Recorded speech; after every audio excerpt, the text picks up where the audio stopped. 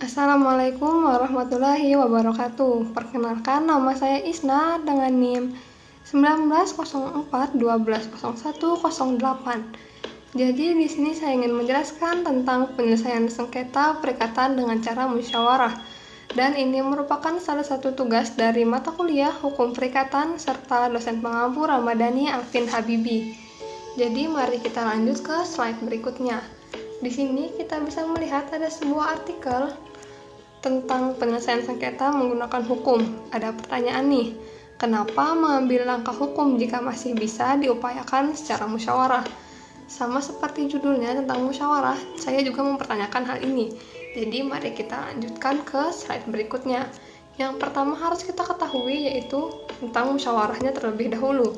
Dalam bahasa Arab, musyawarah berasal dari kata iswara yas'uru, musyawarah atau syura, yang mengandung arti tanda, petunjuk, nasihat, serta pertimbangan. Dengan demikian, secara etimologis, musyawarah dimasdarkan mengandung arti saling memberi isyarat, petunjuk, pertimbangan yang bermakna timbal balik serta mutual. Mari kita lanjut ke halaman berikutnya. Secara terminologis, syura yang diserap dalam bahasa Indonesia menjadi musyawarah berarti menyimpulkan pendapat berdasarkan pandangan antar kelompok atau merundingkan dan merembukan sesuatu. Mari lanjut ke slide berikutnya. Kemudian ada pertanyaan, apakah ada dasar hukum mengenai penyelesaian sengketa dengan cara musyawarah? Jadi, apakah teman-teman ini juga tahu musyawarah itu merupakan salah satu penyelesaian sengketa selain cara litigasi atau hukum? Apakah benar musyawarah yang kita ketahui selama ini yang cuma mengobrol untuk menyelesaikan sebuah masalah bisa dikatakan untuk menyelesaikan sengketa? Jadi untuk mengetahuinya lebih baik kita lanjut ke halaman berikutnya. Jadi yang pertama kali kita harus ketahui adalah tentang APS. Apa itu APS? Dikatakan oleh Rahmadi Usman dalam bukunya Mediasi di Pengadilan bahwa selain melalui pengadilan atau litigasi, penyelesaian sengketa juga dapat diselesaikan di luar pengadilan atau non-litigasi yang lazim dinamakan dengan Alternative Dispute Resolution atau ADR. Dan bahasa Indonesianya sendiri bisa dikatakan alternatif penyelesaian sengketa atau APS. Dan hal ini diatur dalam UU nomor 30 tahun 1999 tentang arbitrase dan alternatif penyelesaian sengketa. Kemudian, adapun untuk bentuk penyelesaian sengketa ekonomi syariah dengan cara musyawarah diatur dalam UU nomor 21 tahun 2008 tentang perbankan syariah pasal 55 ayat 2. Jadi ada nggak nih hubungan APS dengan musyawarah? Mari kita lanjut ke halaman berikutnya.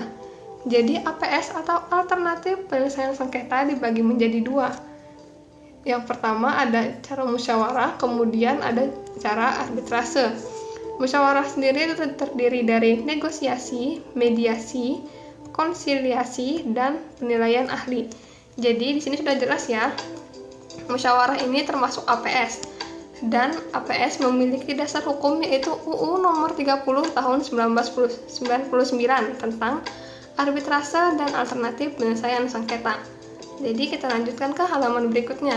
Di sini ada lagi sebuah artikel tentang gubernur. Sengketa tanah harus diselesaikan secara musyawarah.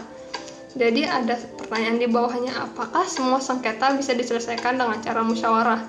Ataukah cuma harus seperti sengketa tanah yang bisa diselesaikan dengan cara musyawarah? Mari kita lanjutkan ke halaman berikutnya. Di sini saya ingin menjelaskan tentang sistem musyawarah. Karena tadi APS itu musyawarah merupakan salah satunya, jadi ini adalah sistemnya. Musyawarah ini merupakan langkah pertama yang diambil, atau bisa dikatakan first step dalam sebuah penyelesaian sengketa. Kemudian musyawarah ini juga merupakan cara yang paling mudah dilakukan ketimbang untuk memilih litigasi atau hukum yang penyelesaiannya cukup lama dan membutuhkan waktu berbulan-bulan. Kemudian Dengan sistem musyawarah, kedua pihak dapat bertemu secara langsung. Kemudian, kedua pihak juga dapat mengikut sertakan pihak lain untuk membantu agar mereka bisa menghasilkan suatu yang mufakat. Kemudian, dengan sistem musyawarah ini, kedua pihak harus memiliki itikat baik, serta juga mengenyampingkan penyelesaian secara litigasi. Karena pada dasarnya orang-orang yang ingin melakukan musyawarah pastilah tidak ingin menyelesaikan masalah secara litigasi. Kemudian jika poin-poin di atas sudah selesai, kedua pihak pasti mencapai mufakat, dan juga kedua pihak harus memiliki keikhlasan di dalamnya. Jadi kita lanjut ke halaman berikutnya. Ini merupakan sistem musyawarah apabila masih belum sepakat di poin sebelumnya.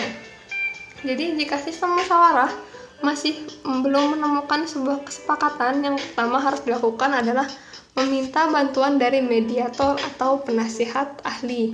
Kemudian dilanjutkan, itu memiliki waktu maksimal 14 hari untuk menemukan kata sepakat di antara kedua belah pihak. Jika masih tidak sepakat, maka dapat menunjuk mediator baru, dan mediasi akan dimulai paling lama setelah 7 hari setelah penunjukan mediator baru. Kemudian, penyelesaian melalui mediator memiliki limitasi selama 30 hari untuk mencapai kata sepakat.